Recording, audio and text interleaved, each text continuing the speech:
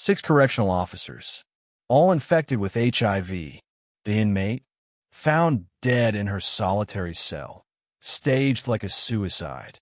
But what the prison didn't expect was the letter she left behind. A letter that exposed everything, names, secrets, and the truth that shook the entire system to its core. This is the story of Tiana Brooks, a prisoner they tried to erase but couldn't silence.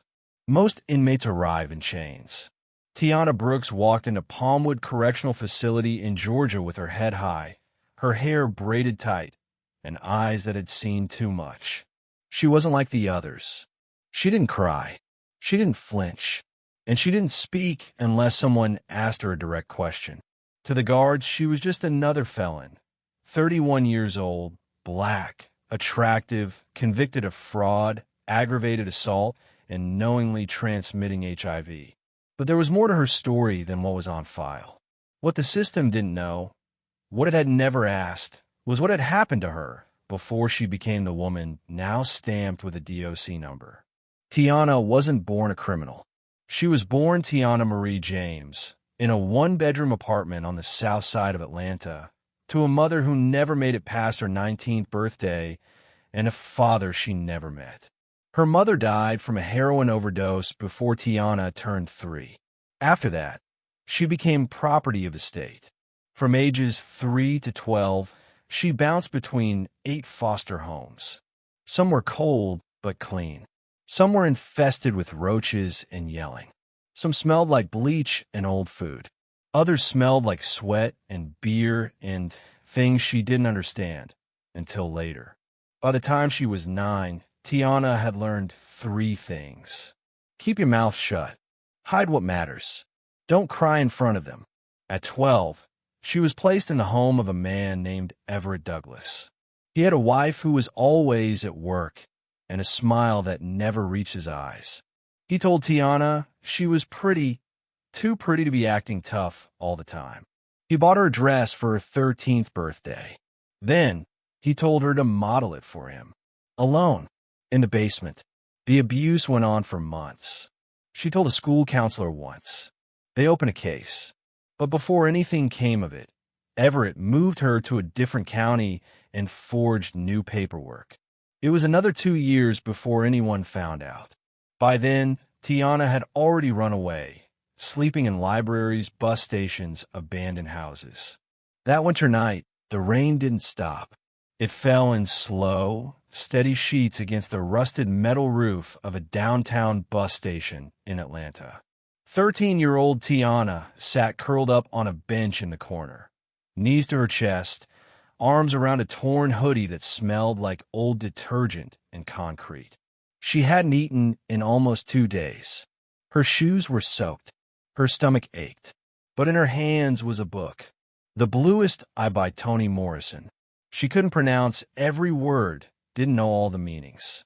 But she understood the loneliness, the shame, the silence, the way the world looked through broken glass. Tiana didn't cry. She hadn't cried in months. But as she read about Pecola Breedlove, a girl who thought having blue eyes would make her lovable, something inside her cracked, quietly. The book had come from a little free library box across from a gas station. It had no front cover. The pages were dog-eared and stained with coffee rings. On the back flap, Tiana took a nearly empty pen from her hoodie pocket and scribbled 3 words in tiny block letters. I existed here. No one saw her write it. But that sentence meant more than any home she'd ever had. Across the station, an old man, homeless, hunched, wrapped in a flannel blanket, watched her from behind a vending machine. He shuffled over, held out half of a peanut butter sandwich wrapped in foil. "Don't let the world turn your pain into poison, baby girl," he said softly. Then he walked away. Tiana didn't say thank you. She couldn't. Her throat was a knot. But she ate every bite. The next morning, a city worker chased her off the bench. "Go somewhere else," he barked. "You can't stay here." She nodded, grabbed the book, and ran. She ended up at the public library downtown. 3rd floor. Back reading room. A place no one checked, because the window had been busted for months. She sat in a beanbag chair with stuffing leaking from the sides, held the book against her chest, and closed her eyes. Not to sleep, just to stop existing for a minute. From that day on, the library became her shelter. She read encyclopedias to look busy. She memorized facts about oceans, African queens, and criminal law. She learned how to stay invisible. Once, a janitor caught her curled up behind the history section. He stared for a second, then handed her a pair of socks from his cart. "You keep reading like that," he muttered. "Maybe one day, someone will read about you." She didn't believe him, but she never forgot it. At 15, when police arrested her for breaking into a gas station to steal food, they dumped out her backpack onto the floor. All it contained was a broken comb, a crumpled $5 bill, and that same copy of The Bluest Eye, now taped together with Scotch tape and prayer. One officer picked it up, flipped through it with a sneer. "A thief with a Morrison book? What is this poetry club for felons?" His partner laughed. Tiana didn't. She stared at the book as they shoved her into the back of the cruiser. In her head, one sentence repeated itself like a drumbeat. "Next time, I won't be the one they laugh at." From then on, The Bluest Eye wasn't just a story. It was a reminder that even if the world saw her as a ghost, a criminal, a number on a jumpsuit, she had once been a girl in the rain, holding a book, daring to believe she was worth remembering. And long before she became a headline, she had written her truth in a place no one could erase. "I existed." She was arrested at 15 for breaking into a gas station, just to eat. From there, it was group homes, detention centers, a revolving door of authority figures who talked about accountability but never once asked who had been accountable for her. Her juvenile record bloomed before her womanhood did. She got her GED in lockup at 17, memorized the whole prep book because no one ever gave her anything to keep. At 19, she was placed with a reentry program, got a job folding linens at a hotel. For 6 months, she tried. Paid rent, stayed clean, read Toni Morrison at night. Then, one night, she was cornered by a man in the alley behind the building. He wore a badge, not a mask. He told her she looked like trouble in lace. She said no. He didn't care. She reported it. The hospital ran a rape kit. The results were inconclusive. The officer, Sergeant Ronald Keller, had a clean record. She was just a troubled girl. 2 months later, she tested positive for HIV. She didn't scream. She didn't tell anyone. She didn't cry. She just shut off.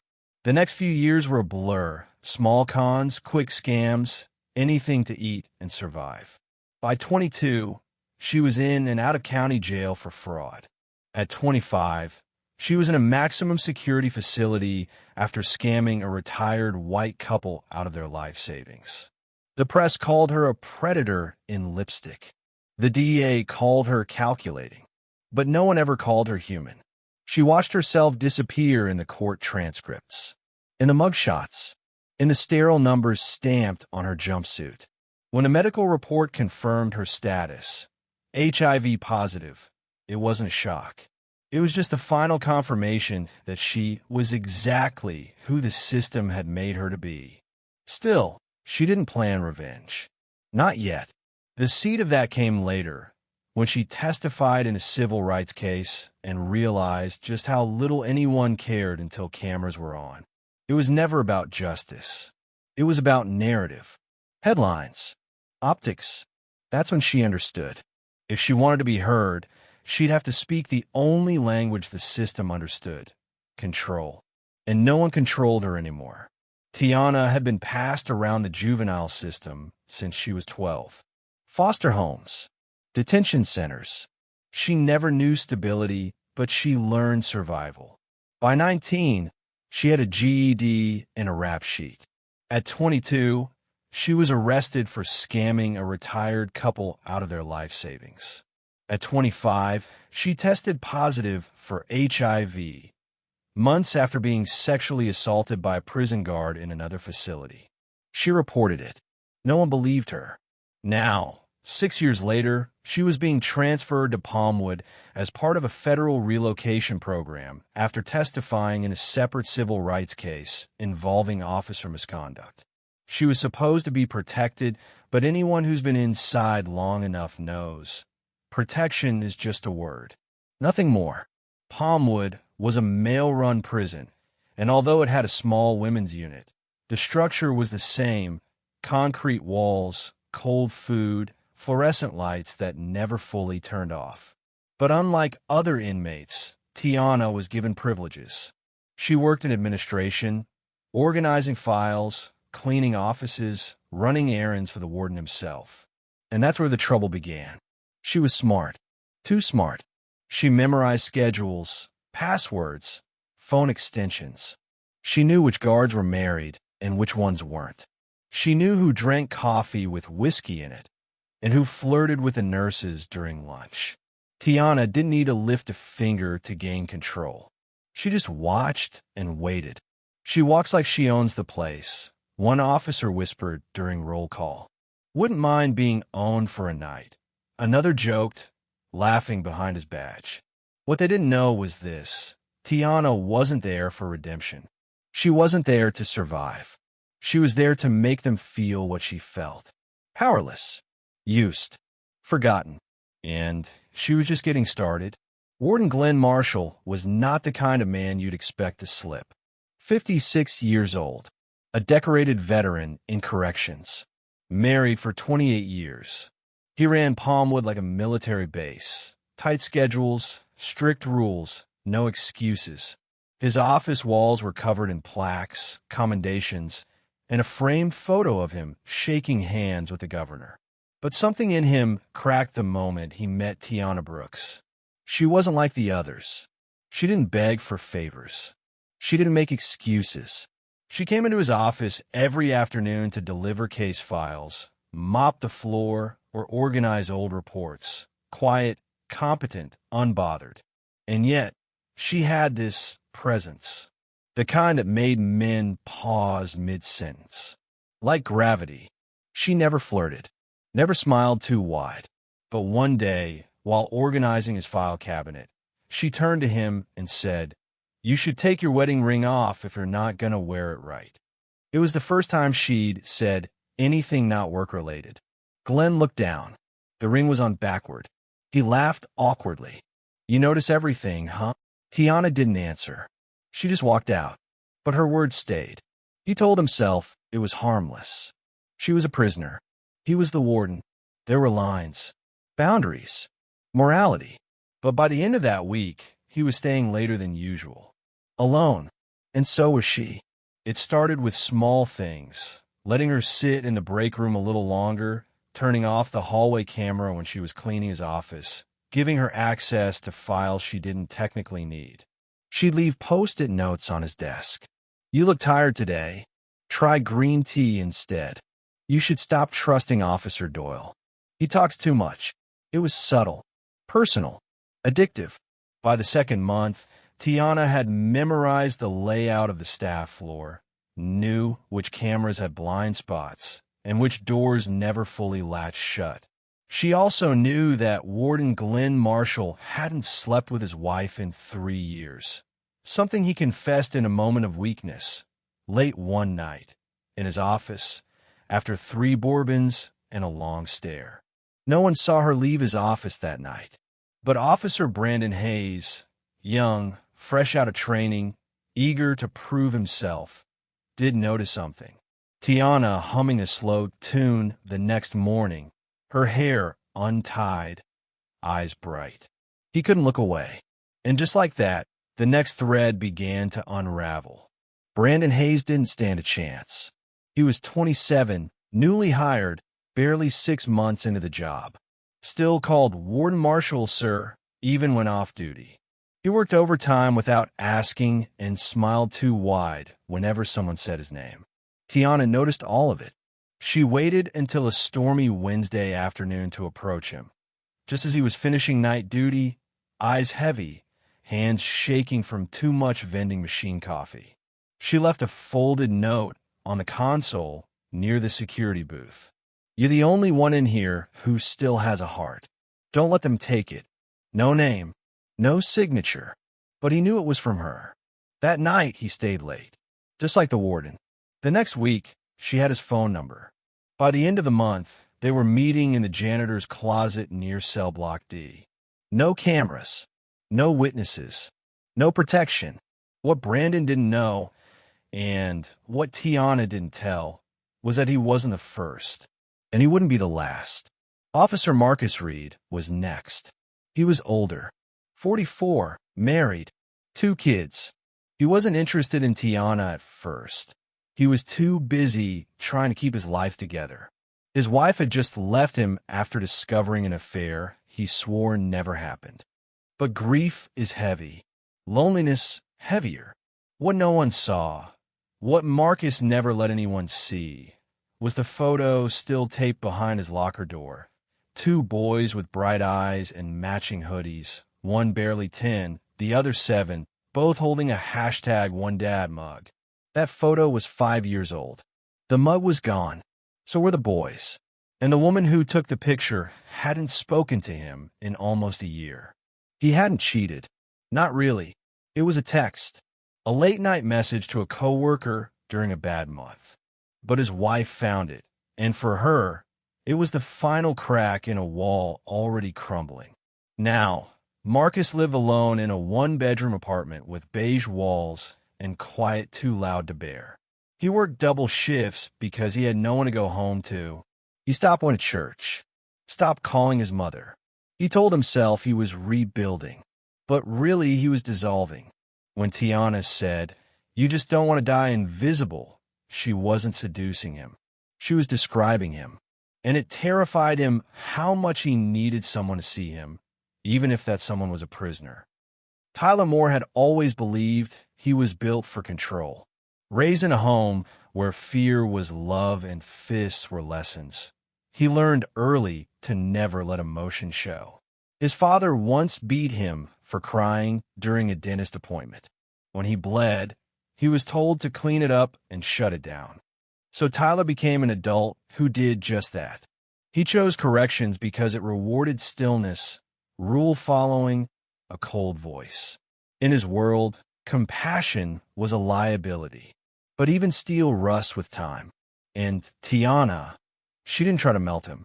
She scratched at him like wind over concrete, slowly and endlessly. He didn't desire her. He resented her. Resented the way she looked at him without fear, like she'd already seen the worst of him and was unimpressed. And somehow, that made him curious. When he followed her into the staff storage room, it wasn't lust. It was ego. He wanted to prove he couldn't be figured out, couldn't be seen. But that was the mistake, because Tiana didn't need to strip a man to see his shame. She only needed silence, and he gave her plenty of it. Sean Banks was never meant for this job. He applied to the Corrections Academy after failing the police entrance exam twice. His older brother was a local sheriff. His uncle was state trooper. He wanted to make them proud. But he was never built for confrontation. He hated the sound of cell doors slamming, hated the way inmates stared, hated being called boss like it was some ironic joke. And worst of all, he was drowning in debt. A gambling addiction that started in college poker games had ballooned into tens of thousands owed to local sharks. He'd taken a payday loan with 48% interest, sold his car, maxed out 3 credit cards. Still, it wasn't enough. When Tiana offered him tips on who was smuggling and how to flip it for cash, it felt like a solution. When she let him touch her, it felt like control. But every favor made her stronger and him smaller. He knew it wasn't real. But when you're falling, even a mirage looks like a lifeline. Brandon Hayes still believed in rules. That was his problem. At 27, he thought the world made sense if you just followed the manual. He said, "Yes, sir," to everyone, kept his shirts pressed, brought donuts on Fridays. He still lived with his grandmother, partly to save money, partly because he didn't know how to live alone. Tiana didn't seduce Brandon. She believed in him, or at least made him believe she did. That note, "You're the only one in here who still has a heart," was the first kind thing anyone had said to him in months, maybe years. She let him talk about his dreams, about how he wanted to become a counselor someday. She asked questions, listened. So when she touched his hand in that janitor's closet, Brandon didn't think of rules. He thought being needed, and that was enough. Kevin Doyle was the only one who'd been abused and had turned it into religion, a doctrine of domination. His father was a boxer, his mother a shadow. He was told to man up before he even knew what crying meant. The army taught him how to hurt with discipline. The prison taught him how to do it with a paycheck. He hated weakness in others because he feared it in himself. That's why Tiana's calm unnerved him, why her silence enraged him, why her smirk made his fists clench. He told himself she was trash, but the truth is he saw in her the same thing he saw in himself, a survivor, but one who didn't need violence to get what she wanted. And that made her dangerous. The first time he touched her, it wasn't planned. It wasn't tender. But when she whispered, "You'll come around," they all do, he realized he already had. Tiana offered no comfort, no pity. Just a single sentence, spoken during lights-out inspection. "You're not a bad man, Marcus. You just don't want to die invisible." The next day, he let her into the restricted break room. The week after that, she was sitting on his lap. Tyler Moore was different. Cynical, cold, calculated. He was the one who watched everything but said nothing. He had a temper, one that even the inmates feared. Tiana didn't flirt with him, didn't smile. Instead, she challenged him. "You play big boss, but I bet you've never had someone who wasn't afraid of you." Tyler clenched his jaw. 3 days later, he followed her into the staff storage room and locked the door behind them. Sean Banks was easy. He had a gambling problem, owed money to the wrong people. Tiana offered him burner phones and tips on which inmates were smuggling cigarettes in return for favors, and her body. He told himself it was just stress relief, that it meant nothing. But she owned him. Kevin Doyle was the last. He was the most dangerous. Strong, violent. He never smiled, never joked. He called Tiana trash the first day she arrived.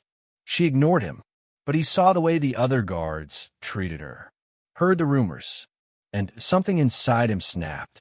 He cornered her during inspection, grabbed her arm, spat at her feet. She leaned in close, whispered calmly, "You'll come around." They all do. 3 weeks later, he did. By month 6, Tiana Brooks had full access to nearly every room in Palmwood's administration wing. She had 5 phones hidden in different storage units, a stash of prescription pills, and passwords to confidential files. Most of all, she had 6 men under her thumb. They didn't talk to each other about her. They didn't even suspect they weren't alone. But Tiana knew exactly what she was doing. And soon, she'd make them pay for everything the system ever did to her. It started with a headache. Officer Brandon Hayes thought it was just stress. Then came the chills, the night sweats, the fatigue. He stopped eating, started losing weight. His mother begged him to go to a doctor. He resisted, until the night he collapsed in the parking lot of a grocery store. At the hospital, the diagnosis was swift.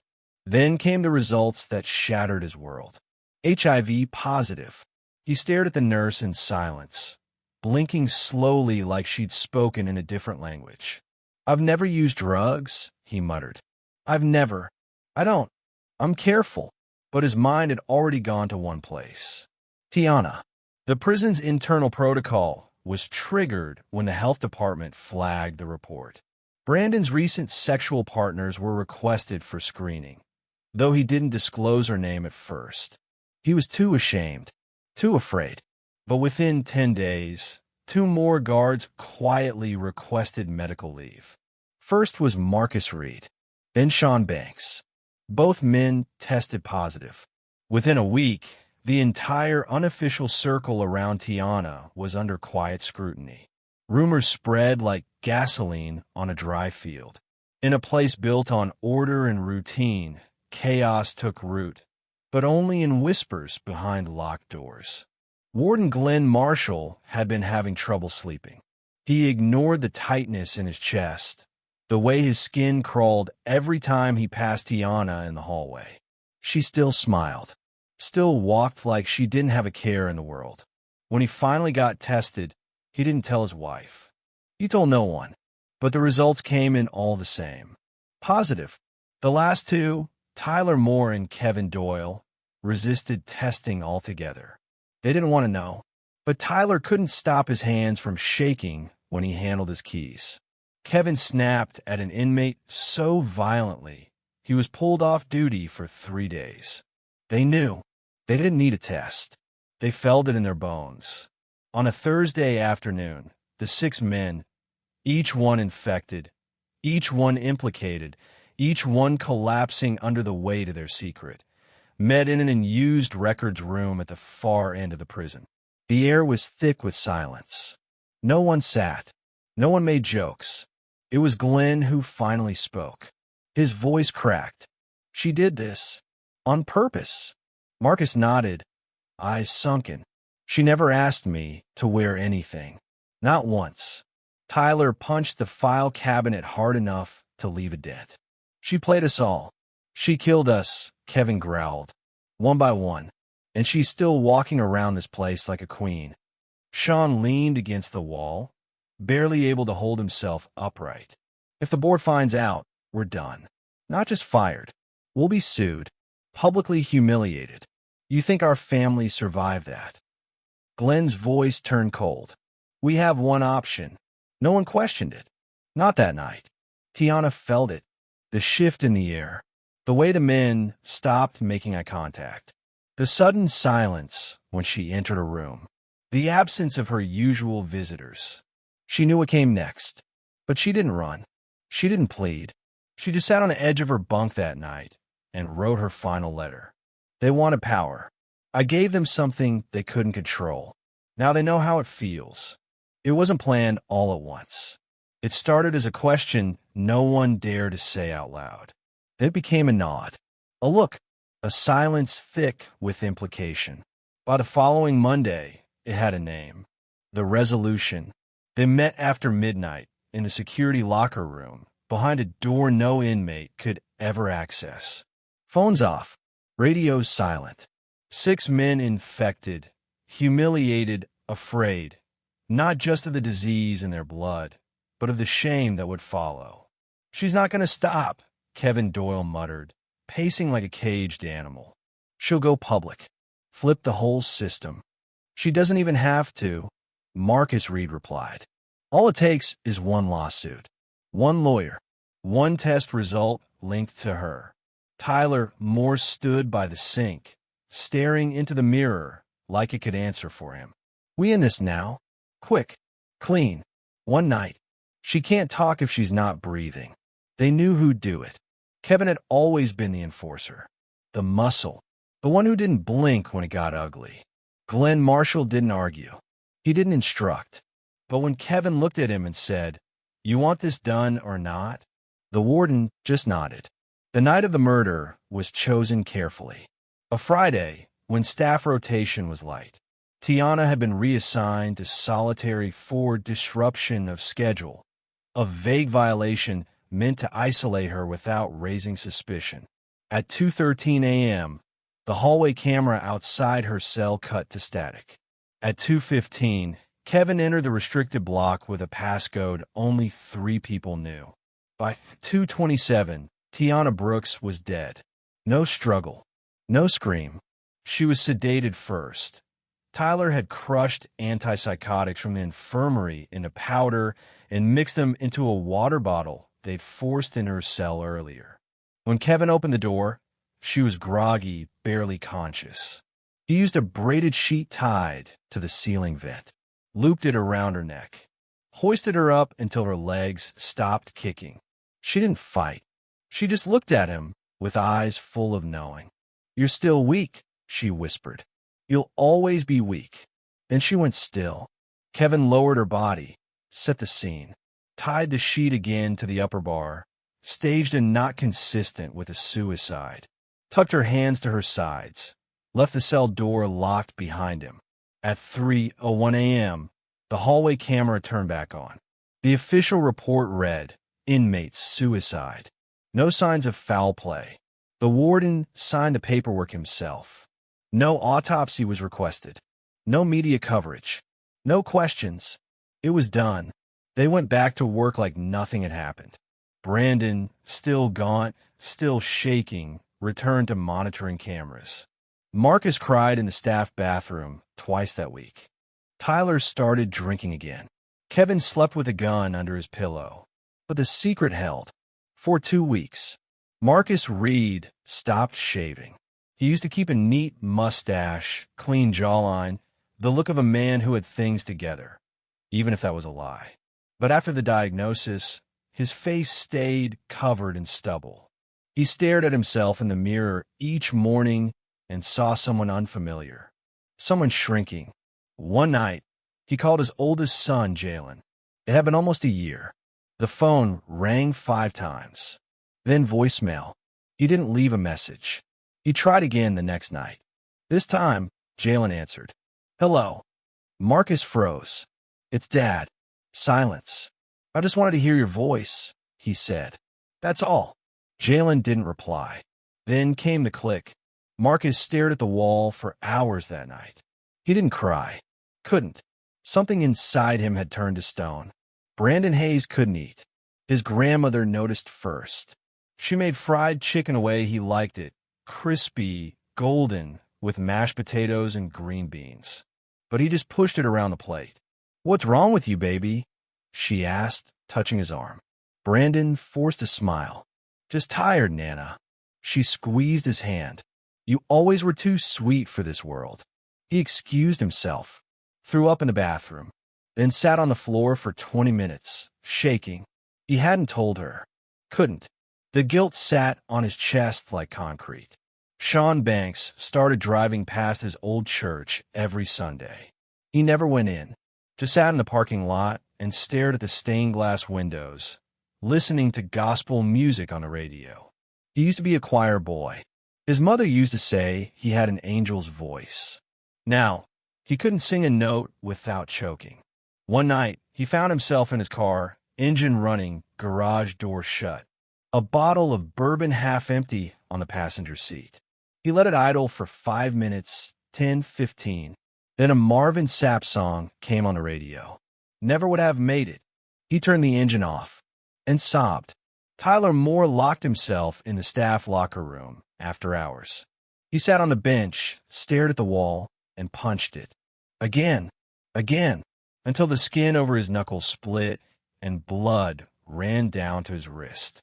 He hated weakness, but what he hated more was feeling seen.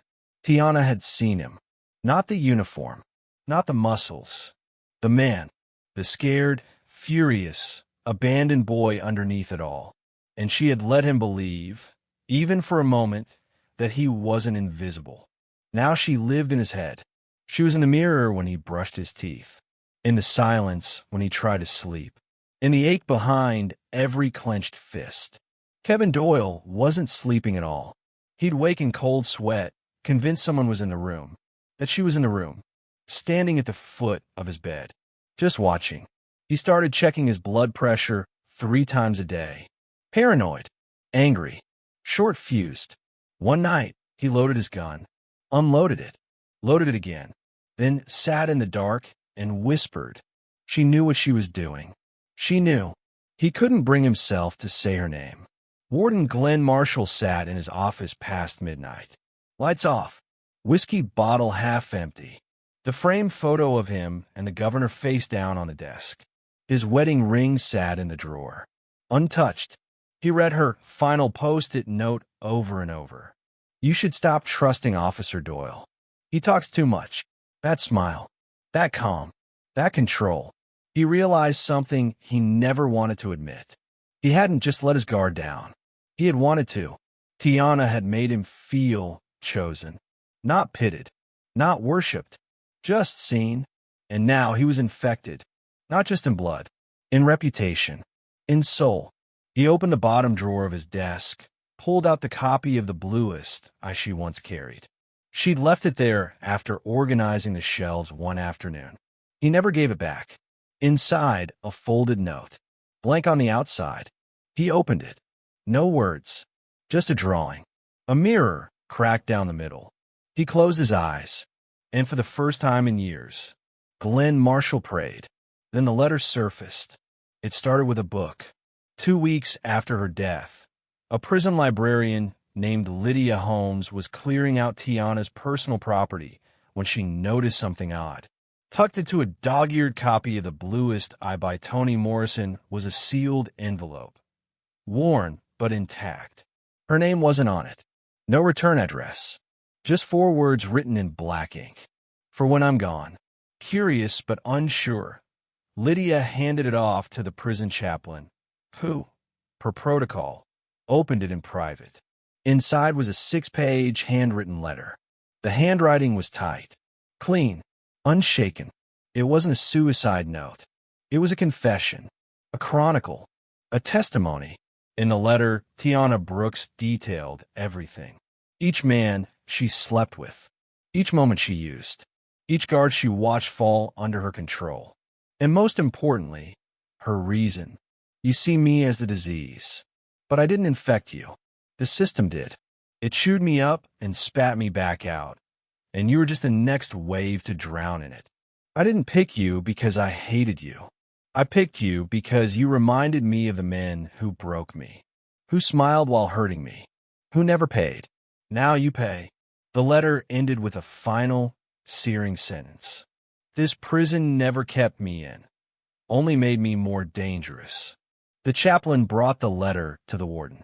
Warden Glenn Marshall, who had signed off on her cause of death, who hadn't slept a full night since the murder, who'd started having chest pains whenever someone said her name. He read the letter in silence, then locked it in his drawer. But it didn't end there. 3 days later, a rookie tech assistant at the Department of Corrections ran a routine security audit, part of an unrelated maintenance request. While checking archived footage, he found a glitch pattern on the camera outside cell 14 the night Tiana died. The camera had been manually disabled, then reactivated. Only 3 staff members had override access: Glenn Marshall, Tyler Moore, and Kevin Doyle. The audit report was automatically flagged for review. By the time internal investigators arrived at Palmwood, the rumors were already boiling. Tiana hadn't killed herself. Something else had happened, something no one wanted to admit. An inquiry was launched. Investigators began questioning staff, cross-referencing badge swipes, reviewing camera logs, call records, and, most damning, the letter. Then came the forensic review of Tiana's cell. The first red flag came from a woman named Maya Thompson. She was an internal compliance investigator, mid-30s, sharp eyes, a calm voice that cut through noise like a scalpel. She used to be a public defender, then worked 3 years inside a state facility before becoming an auditor. Unlike most, Maya had been behind bars, framed for embezzlement by a former boss, and exonerated after 18 months. That time left a scar. It also left her allergic to lies. She wasn't supposed to be on the Palmwood case, but a glitch in the camera logs triggered an automatic flag, and her name was next in the rotation. The prison's official story was suicide, open and shut, but as soon as Maya read the shift logs, her instincts said otherwise. She started with the basics: badge scans, staff entry times, medical inventory usage. 2 things jumped out. The infirmary had reported a missing vial of Seroquel, an antipsychotic sedative, 2 days before Tiana's death. The security camera outside cell 14 had no recorded motion between 1:45 and 3:05 a.m., which contradicted hallway sensor data showing 2 separate entries. That camera didn't malfunction, she said aloud. It was disabled. Maya requested the override logs. Only 3 people had the authority to manually kill the hallway feed: Warden Glenn Marshall, Officer Tyler Moore, and Sergeant Kevin Doyle. All three claimed to be off shift during the window. She didn't believe them. The next stop was the body. Except there was no autopsy, no photos of the ligature marks, no toxicology, just a handwritten report from the prison's medic saying no visible trauma inconsistent with suicide. It was signed by a nurse who hadn't worked a shift that week. Maya called her directly. The nurse was stunned. "I didn't sign that report," she said.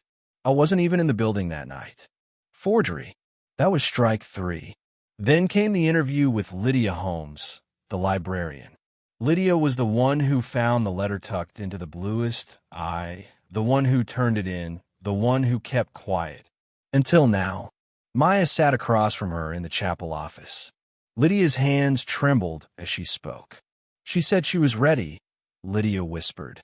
"A few days before it happened, Tiana told me they think they're going to win. But I already did." Maya leaned in. "Did she say anyone had threatened her?" Lydia hesitated. "She didn't have to. I saw the way they looked at her, like she was a ghost they couldn't get rid of." Maya asked for the original letter. Lydia didn't have it. Neither did the chaplain. It was gone. "Misplaced," said the warden's office. "Possibly discarded."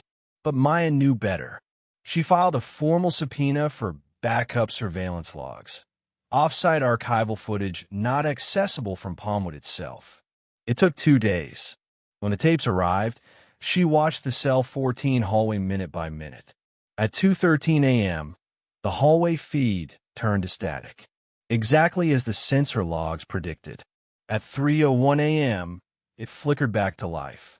1 second of static lingered just long enough to reveal a shadow moving across the floor. Broad shoulders, buzzed haircut, limping slightly. Kevin Doyle. The next morning, Maya requested an interview with Warden Marshall. He greeted her in his office, wearing a starched shirt and hollow eyes. On the wall behind him, the framed photo with the governor was gone. "Thank you for coming," he said flatly. Maya sat across from him, dropped the printed footage stills on the desk. Then the forged nurse report. Then the entry logs. She said nothing. Glenn stared at the pages for a long time, then whispered, "Wasn't supposed to go that far." Maya took detailed notes. But it wasn't a confession. Not yet. She walked out of that office knowing the dominoes were ready. They just needed one good push. She found that push in Marcus Reed. He was in the break room, staring into a cup of coffee he hadn't touched. Maya walked in quietly, sat beside him. "I'm not here to ruin your life," she said. "I'm here because someone took another one." Marcus didn't speak, didn't move. She slid a photo across the table. Tiana, smiling faintly in a yellow prison shirt, holding a clipboard. "Alive." "She trusted someone," Maya said. "I need to know if it was you." His hand shook. His lips parted. "I didn't know they were going to kill her," he muttered. I thought it was just talk." "What happened in that cell, Marcus?" she asked gently. Tears welled up. "We drugged her. Kevin did it. The rest of us, we stood back." "Why?" Maya pressed. He stared at the floor. "Because we were afraid of her." That was enough. She turned the statement over to Internal Affairs. Subpoenas were issued. Phones were seized. The house of cards collapsed. Though the prison had ruled it suicide, there was no bruising on her neck consistent with self-hanging. But there was a small injection mark on her left shoulder, evidence of a sedative. From the infirmary, prescribed by Tyler Moore. The web was coming undone. One by one, the guards were brought in.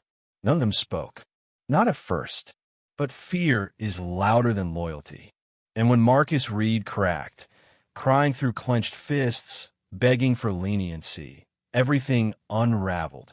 The courtroom was packed, not with the usual spectators looking for drama, but with reporters, victims' families, and former inmates who'd once been dismissed, silenced, ignored. They came for answers. Some came for closure. Others came to watch the system turn on itself. 6 men sat side by side at the defense table, all in suits, all in handcuffs. Warden Glenn Marshall, pale and visibly thinner. Tyler Moore, eyes cold, jaw-locked. Kevin Doyle, defiant until the last. Marcus Reed, broken. Sean Banks, trembling. Brandon Hayes, who hadn't said a word since his arrest. The prosecution played it carefully, methodically presenting the letter, the injection mark, the disabled camera logs, and Marcus's full confession. They showed the motive, the cover-up, and the betrayal of public trust. The most damning moment came when the prosecutor read a loudest section of Tiana's letter. They thought I was just a prisoner, but I became the mirror. I made them see what they really were, and they couldn't stand a reflection. There was no cross-examination strong enough to undo those words. The verdicts came quickly. Glenn Marshall was sentenced to 30 years for conspiracy, abuse of authority, and obstruction of justice. Tyler Moore and Kevin Doyle were both given life sentences without parole for first-degree murder. Marcus Reed, who cooperated and expressed deep remorse, received 28 years. Sean Banks was given 22 years, with parole eligibility after 15. Brandon Hayes, whose role in the cover-up was passive but deliberate, was sentenced to 18 years. None of them spoke during sentencing, but when they were escorted out, a voice from the gallery called out, "She's still more powerful than all of you combined." Outside the courthouse, people held signs. "Justice for Tiana. Protect women behind bars. A broken system can't heal itself." A petition was launched to have Tiana's voice, her letter, read publicly before Congress. A growing movement began to demand external oversight in prisons. It started with a podcast. A week after the letter was leaked to the press, a true crime podcast called Beyond the Bars aired a special 2-hour episode titled, "She Wasn't a Monster, She Was a Mirror." The host, a former public defender named April Knox, didn't sensationalize it. She read every word of Tiana's letter aloud, slowly, carefully, with tears in her voice. By morning, it had over 1.2 million streams. Listeners flooded the comments. She turned pain into power. "I've never cried like this over someone I never met. This isn't just about one woman. It's about all of us." National media picked it up next. CNN, the New York Times, even conservative outlets, usually quiet on prison reform, couldn't look away. The headlines read like thunderclaps. Rolled up newspaper, prisoner's death sparks federal probe. Rolled up newspaper, she infected them with HIV. They killed her. But that's not the whole story. Rolled up newspaper, Tiana Brooks, the woman who brought down 6 officers. But not everyone was mourning. On right-wing radio, a host called her a manipulative sociopath who used sex as a weapon. Another said she got what she deserved. But those voices, for once, were drowned out, because something deeper was waking up. Former inmates began writing in, some anonymously, others with names and scars. One woman from Indiana wrote, "I was assaulted in prison in 2009. I told a nurse. She called me a liar. I still have nightmares. But Tiana made me feel like I'm not crazy." A man from Mississippi, "I watched an officer beat a female inmate unconscious. Nothing happened. No one listened. Now people are." Hundreds of letters, emails, voice recordings. Tiana had opened a door that couldn't be shut. Then came the protests. In Atlanta, in D.C., in front of correctional facilities across the country. Not loud, not violent, just quiet lines of people holding candles, holding signs. Candle, she was a voice. Candle, justice doesn't die in cell 14. Candle, I existed. The last one was a quote from the note she scribbled as a child. Somehow, someone had found it. It went viral. Lawmakers were forced to respond. Senator Alicia Dawes of Georgia, herself a former foster child, called for an emergency hearing on systemic abuse and neglect within women's correctional facilities. In her opening statement, she said, "What happened to Tiana Brooks is not isolated. It is institutional. If we fail to act, we are complicit. She ended by reading the last paragraph of Tiana's letter aloud. The chamber was silent. But backlash came too. Private prison lobbyists began pressuring donors. Emails leaked showing attempts to silence whistleblowers. One correctional union even filed a lawsuit against the Department of Corrections, calling the investigation biased and politically motivated. But the dam had already cracked, because for the first time, inmates were being believed. A woman named Patrice Holloway flew in from Oregon to speak at a press conference. She had served 12 years in a state prison where Kevin Doyle once worked. "I didn't know her," Patrice said, voice trembling. "But I knew her. I knew what it felt like to be watched like prey. I knew what it meant to be punished for surviving." She held up a copy of The Bluest Eye. She reminded me I still had a voice, even if I had to scream it through a locked door. Tiana's sister, Joy, came forward next. She hadn't seen Tiana since they were kids in foster care. Had been told for years she was dead or somewhere gone. She found out the truth through the news. At the vigil, Joy lit a candle and said, "She was never lost. You just didn't look hard enough." Even prison staff began speaking up. An anonymous letter arrived at the Department of Justice from a guard in Ohio. "I saw things. I stayed silent. Tiana's death cracked something in me. I'm not proud of what I allowed." Another former officer from Florida publicly resigned, saying, "If this system demands we look away, then I don't want to be part of it." The hashtag I existed trended for 6 days straight. People began sharing their own stories of survival, with mugshots, with diaries, with bruises, with poetry. Tiana's face was printed on T-shirts, posters, murals. But it wasn't hero worship. It was reckoning, a reckoning long overdue, especially in women's facilities where abuse often goes unreported. A week later, a quiet ceremony was held at the edge of Atlanta. A plaque was unveiled at a nonprofit legal clinic for incarcerated women. It read, "In honor of Tiana Brooks, 1991 to 2023. You call me a prisoner. I was a mirror. I was your reckoning." But the story didn't end there. Because even in death, Tiana Brooks changed laws, changed lives, and changed the narrative. She made people uncomfortable. She made them think. And more than anything, she made them listen.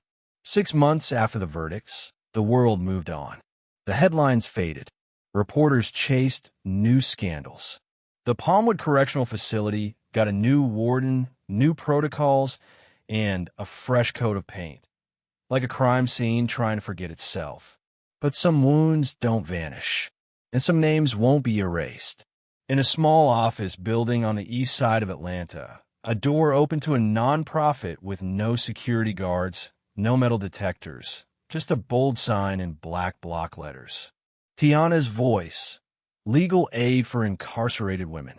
The organization was founded by Lydia Holmes, the prison librarian who found Tiana's letter, and Vanessa Cross, a civil rights attorney who once served time herself. Together, they turned Tiana's final words into a mission, investigating claims of abuse in women's prisons, providing legal support to inmates facing retaliation, training staff on trauma-informed prison practices, and, most importantly, listening to the women no one believed. Tiana's letter, once hidden inside a novel, was now framed on the wall behind the reception desk. Visitors, lawyers, social workers, ex-inmates, family members would stop and read it in silence. One paragraph in particular brought them to tears. If I had screamed, they would have called it hysteria. If I had cried, they'd call it manipulation. So I gave them something they couldn't ignore. Fear, shame, reflection. Her words became a rallying cry. Her name, a symbol, not of revenge, but of reckoning. In 2025, a bill passed in the Georgia State Senate mandating independent civilian oversight of all state-run correctional facilities, including mandatory reporting of sexual misconduct and protection for whistleblowers. It was called the Brooks Act. Governor Collins signed it with a single sentence. This is long overdue, and it's only the beginning. But even as systems shifted and awareness grew, Tiana's legacy lived in more personal spaces. In support groups, women would say, "She gave me courage to speak." In courtrooms, young lawyers would whisper, "We fight for her now." And in prisons across America, inmates would pass around the bluest eye, flipping carefully through the pages, hoping, maybe, to find something Tiana left behind. Every year on the anniversary of her death, a candlelight vigil is held outside Palmwood. Former inmates read her letter aloud. Advocates tell her story, and a choir of survivors sings in the cold night air. You call me a prisoner. I was your mirror. I was your reckoning. And now, I am your voice. If this story moved you even a little, if Tiana's voice made you feel something, don't let's stop here. Hit the like button to help more people hear her story. Drop a comment below. We read every single one. And if you believe stories like this deserve to be told, subscribe to the channel. We bring you true stories, raw, heartbreaking, and unforgettable, every single day.